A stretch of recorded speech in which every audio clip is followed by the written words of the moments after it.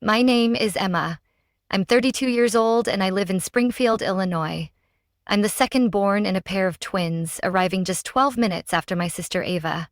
But to our parents, those 12 minutes were enough to crown her as the family's miracle, while I was just the shadow that followed up. Not saying my mom proudly tells stories about Ava's birth, how they waited so long to have children, how Ava was a gift from God, a light in their darkest years. I, on the other hand, was born just minutes later, unexpected, almost unplanned.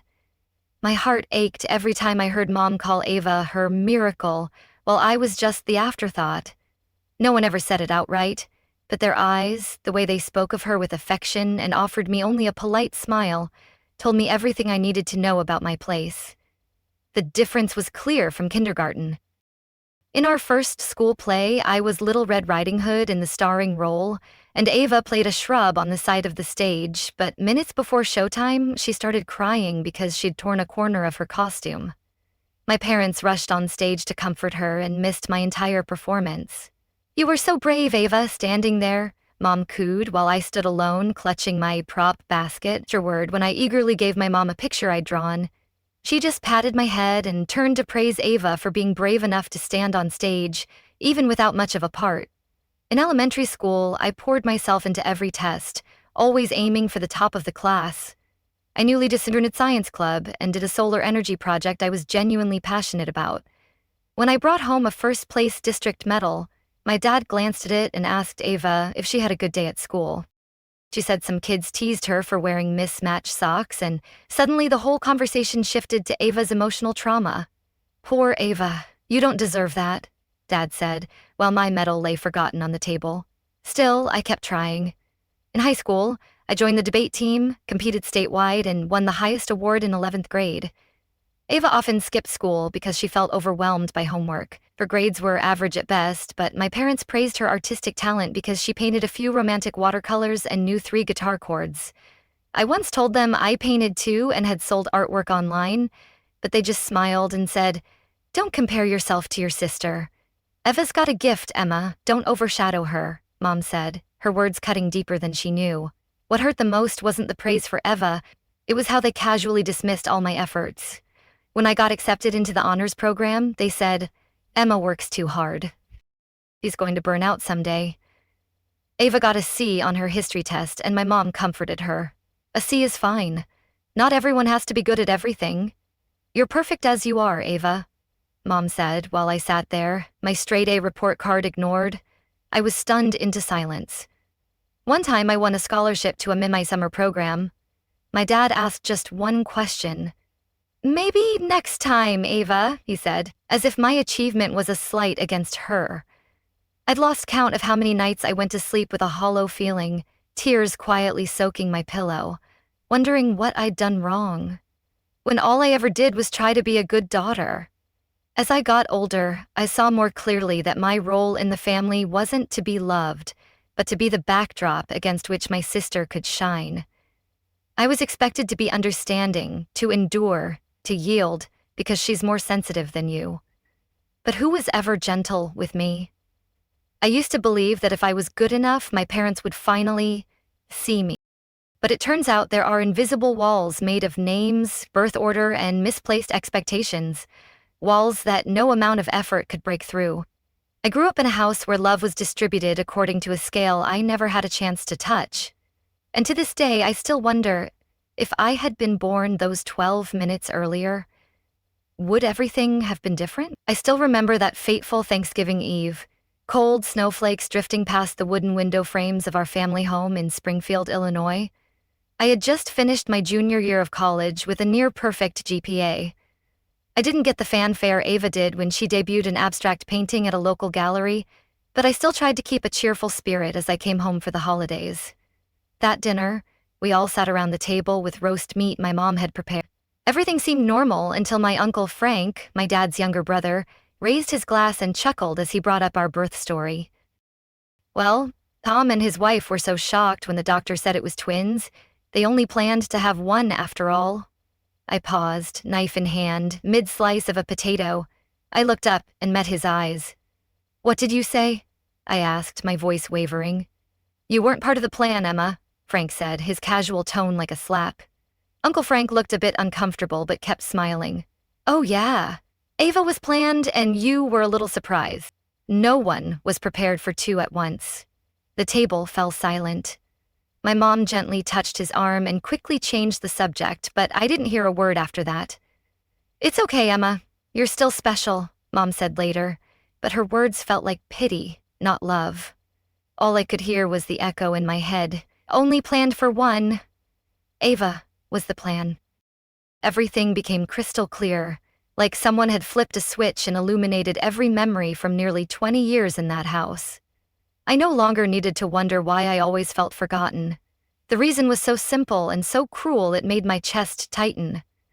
That night, I couldn't sleep. I lay in my old bed, staring at the ceiling, reflecting on my entire life. And in that moment, something inside me cracked. I no longer craved my parents' approval. I no longer wanted to make anyone proud except myself. After the holiday, I returned to college with a completely different energy. I stopped calling my mom when I aced a coding test. I stopped sending pictures of awards. Instead, I channeled everything into building my skills and, more importantly, building a life for myself. I earned a full scholarship to the data science program at the University of Illinois. I studied hard and enrolled in extra courses: artificial intelligence, machine learning, system security. I was no longer living in Ava's shadow. I was starting to create my own light. After graduation, I was recruited by a young tech startup in Chicago called Tech Trend Innovations. No one in my family asked about my new job, but I wasn't hurt. I knew my worth, and that was enough. 3 years later, Tech Trend was thriving, valued at hundreds of millions after a successful Series B funding round. I went from software engineer to team lead, and eventually at 30 was promoted to director of data science. For a tech magazine interview, I was called the heart of Tech Trend. I printed the article and quietly pinned it on my office wall. Not as the older daughter, not with anyone's permission, just as me. I bought a small apartment downtown and decorated it myself with a minimalist touch. Simple, clean, full of freedom. Every morning as I stood by the window and watched the city wake up, I knew I was living a life I'd chosen. No one had paved the path. No one got to define me. Ava still regularly updates social media with photos from gallery shows and tea parties with her artist friends. My parents still interact, share, and comment with pride. You're our star, Ava, Mom commented on her latest post, while my promotions went unliked. I don't feel resentment anymore. I just no longer feel the need to squeeze myself into a family portrait that only ever had one subject. Now I've learned that some wounds never heal. But we can learn to live without letting them define us. I'm not a shadow. I am me, with scars, with achievements, with everything I've overcome. And I know the next chapter of my life is only just beginning. I've always believed that if anyone in the family truly saw me, it was my grandmother, Grandma Ruth. She was the only one who never called Ava sweetheart in every sentence. To her, we were two individuals, not two parts of a comparison. Every summer, she would take us to her old farm in Bloomington, Illinois. There, I could shed the label of Ava's little sister and simply be Emma, the girl who loved reading under the oak tree, who quietly listened to her grandmother's stories of youth. You're going to shine, Emma, in your own way, Grandma Ruth would say, her eyes warm with belief in me. When I was in my final year of college, she fell ill. It wasn't a violent illness, but a lingering one, as if time itself was trying to keep her with me a little longer. Before she passed, she called me to her bedside, held my hand, and said softly, Emma, I know you've endured things no one has acknowledged. I can't change the past, but I can do something small for your future. She told me she'd set aside a savings account in her will for both of us, for our weddings, split evenly, not to be touched by anyone else. She emphasized that she wanted her youngest granddaughter to have something truly her own, not shared, not taken. I cried, not because of the money, but because after all those years, someone finally acknowledged my pain was real. The money was placed in a joint trust under both our names, temporarily managed by our parents until we got married. I didn't think much of it. I knew I wasn't planning on a wedding anytime soon. Ava was different. After meeting Logan, a tall lawyer with smooth talk and perfectly pressed shirts, she declared he was the one. 4 months later, they were engaged. A month after that, the whole family was swept up in wedding planning. I received a gold-trimmed invitation at my office with my name printed in a flowery font. Mrs. Emma is cordially invited to the wedding of Ava and Logan at Silver Pines Estate, Galena, Illinois. Alongside it was a lengthy guest list, a gourmet European menu, and a photo album from their Bali engagement shoot. I blinked. Where did they get the money for all this? I didn't want to be suspicious, but something didn't feel right. I called my mom and asked her directly. "Mom, how's Ava funding this extravaganza?" I asked, my voice tight with suspicion. She hesitated for a second, then quickly slipped into her usual sweet tone. "Oh, I meant to tell you after the wedding so things wouldn't get complicated. Ava needed your share of the wedding fund. And you're not planning anything soon, right?" I froze at my desk. "What do you mean?" "Grandma Ruth made it very clear.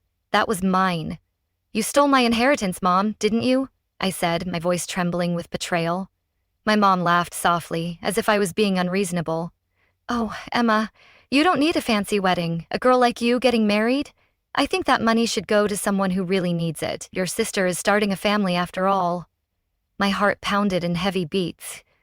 It's not about the money. It's about respect. It was Grandma's decision. It was the only thing in my life I knew was meant just for me. My dad chimed in from the other room, voice flat. "You have a career, money, a home. Ava needs a new beginning, and you don't seem too interested in marriage." "Ava deserves it more, Emma," he said, his words like a final dismissal. "Don't blow this out of proportion." I didn't scream. I didn't cry.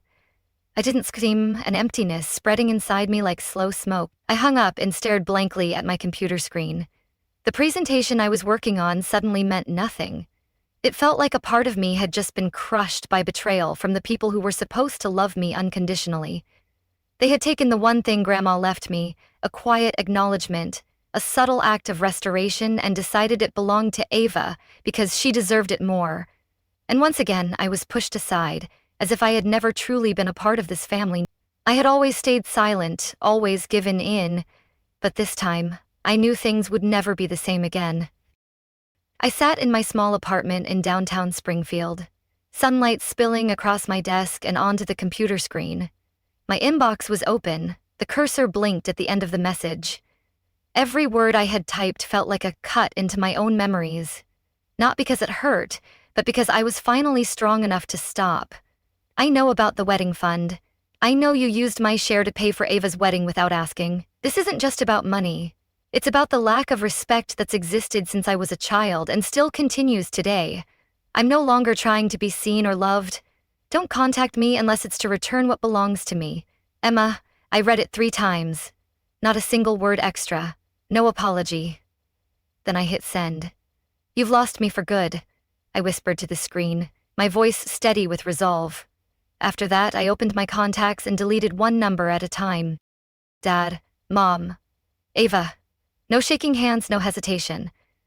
Then I moved on to social media, blocking anyone who might become a bridge for excuses to find their way back to me. I no longer had the energy for phrases like, "They're still your parents," or, "Come on, your sisters don't make it a big deal." It was time I chose peace, not agreement. In pain, that night I started something I once thought therapy. I found a therapist named Clara Hayes who specialized in working with adult women carrying childhood wounds. In our first session, I sat across from her in silence for a long time before finally speaking. "I don't even know what I'm feeling. I'm so tired. I've been invisible my whole life," I said, my voice breaking as the truth spilled out. Clara didn't interrupt. She just nodded and said one sentence that nearly made me cry. "We don't have to be strong for 32 years just to earn rest." Each session after that, I slowly unfolded memories I had carefully tucked away and buried deep.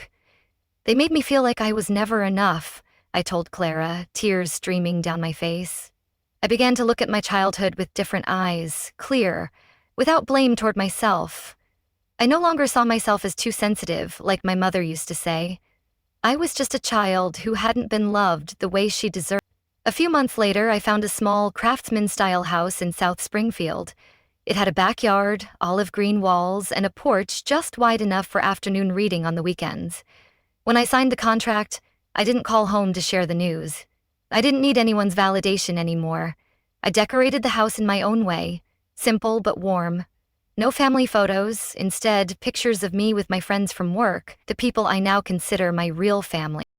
There was Jillian, my best friend from college, who helped me move and brought homemade brownies, Louise, a coworker who could read me with just a glance, and Marianne, the older neighbor who always brought me apple jam when she saw I came home late. These people weren't related by blood, but they remembered my birthday, listened without comparing me to anyone, and never made me feel like I was second best. One autumn evening, I sat in the living room, wrapped in a charcoal gray blanket, holding a cup of hot chamomile tea. It was drizzling outside. I opened my laptop and wrote in my journal, a new habit since starting therapy. I'm living a life that needs no explanation. I'm not a copy of anyone, no longer a shadow, no longer a backup plan. I am Emma. And just then, my phone lit up. Ava was calling. I stared at the screen. Her name appeared with a glowing beach wedding photo as the profile picture. My heart raced, but I felt a surge of strength I'd never known before. A part of me hesitated, but then I took a deep breath and hit decline. After that, I went into the block settings and added her name. For good this time. I don't know if they'll ever feel remorse. I don't need to know. What I do know is for the first time in my life, I stood up and chose myself, and no one can take that away from me now. 3 years have passed since the day I sent that final email to my parents. In that time, I've lived a life I once only dreamed of. Peaceful, purposeful, and no longer weighed down by invisible expectations. I was promoted to Director of Engineering at Tech Trend Innovations the day I turned 30. The company's stock surged after a successful IPO, and I now had the financial means to begin expanding our engineering team internationally. It was all my achievement, owed to no one, dependent on no one. Then, one October afternoon, during a strategy meeting with the executive team, my phone wouldn't stop ringing. It was Uncle Frank, my mother's younger brother. We rarely spoke, so I had a sinking feeling something was wrong. I excused myself and answered, "Sweetheart, it's me." His voice was thick with emotion. "Your parents, they were in a car accident. The pickup ran a red light and hit them at the old church intersection. It's not looking good." I gripped the phone, trying to keep my voice steady. "How are they now?" "Your dad's in critical condition, internal bleeding. The doctors say he needs emergency surgery. Your mom has fractured ribs and a broken ankle. They still don't have health insurance, Emma, and the bills are piling up." "You're their only hope now," Emma Frank said, his voice heavy with expectation. I don't remember what I said next, just that I couldn't focus on the rest of the meeting. That entire evening I sat on the couch under the soft yellow light, my thoughts tangled like a knotted string. I'm not heartless. Despite the broken relationship, I still remembered the sound of my mother's laughter reading me fairy tales, and my father's rough but steady hands teaching me to ride a bike. But I also remembered the countless moments they abandoned me when they should have been there. And most recently, how they took what was rightfully mine without even asking. The next day, I got a message from Ava. Long, formal, full of words like conscience, family, forgiveness. But it all led to one sweetened plea. "Emma, I know I was wrong, but this time our parents really need you, Logan and I. We can't afford the hospital bills. This is your chance to prove you're the bigger person, the good daughter. Oh, us, Emma, after all we've been through," she wrote, her words dripping with manipulation. I didn't reply. A day later, my mother called. Before I could decline the call, I heard her faint voice. "Emma, I know I haven't always been right, but now your father needs surgery. We don't have much time. You're the only one who can help. Please, Emma, don't let us down." I closed my eyes. That voice once lulled me to sleep, but today it no longer brought warmth. Instead, it triggered a reel of memories of being pushed aside again and again and again. I set the phone down, turned on speaker, and said softly but firmly, "I'm not this family's bank." Balins hung on the other end, then my father's voice broke in. "We're family, Emma.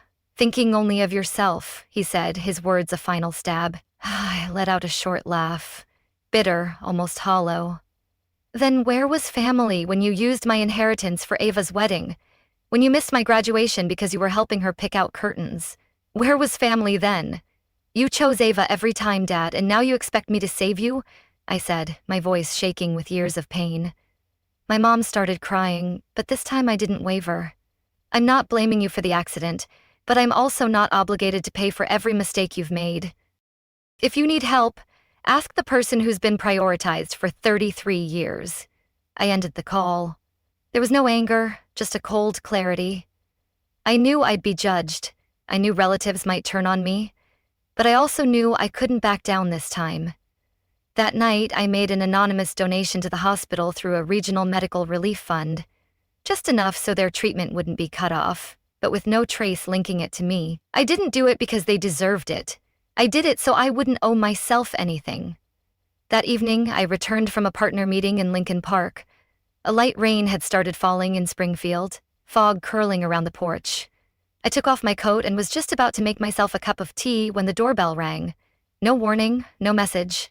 I glanced at the doorbell camera screen. Ava, her blonde hair perfectly curled, makeup flawless like she'd just stepped out of a magazine suit. In her hand was a Hermes Birkin bag, the kind that costs more than the car I drove in college. I didn't need to open the door to know why she was here. I opened the door, standing in the entryway, my voice calm but unwelcoming. "What are you doing here?" Ava forced a tight smile, trying to appear casual. "We need to talk. Do you have a few minutes?" "I'm here to fix this, Emma, for Mom and Dad," she said, her tones syrupy with false sincerity. I stepped aside, not out of courtesy, but because I wanted to get this over with quickly. Ava walked in, her eyes scanning my apartment, the one she once mocked as lifeless for lacking artwork or warm colors. "Your place? Still as cold as your personality, huh?"